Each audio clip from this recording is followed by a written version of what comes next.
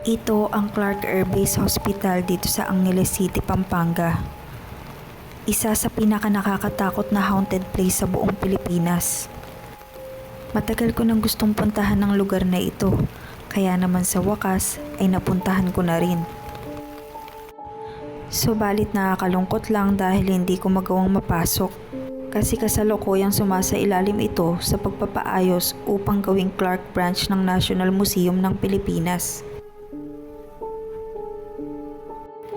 Ito raw ay pinamumugaran ng maraming kaluluwang hindi matahimik.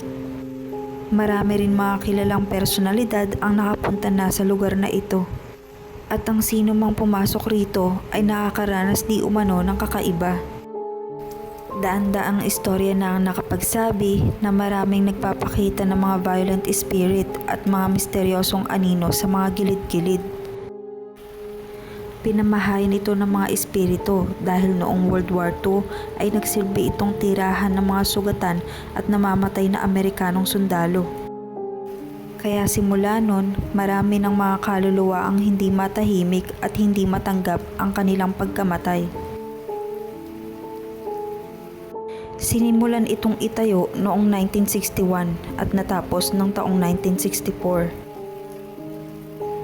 Pero nang dahil nga sa mga masamang pangyayari ay naipasara naman ito noong 1991 at tuluyan na ang inabandona.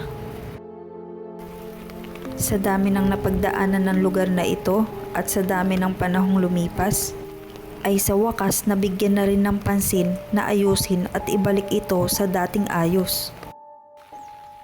Isang proyekto na naglalayong gawing museo at inaasahang magtatampok ng mga eksibisyon sa lokal na kasaysayan, sining, kultura at iba pa. Pero ang tanong, matatahimik na ba ang mga kaluluwa na nananahan dito? O mananatili pa rin sila at patuloy pa rin na magsisilbing takot at hilakbot sa sino mang bibisita sa lugar na ito?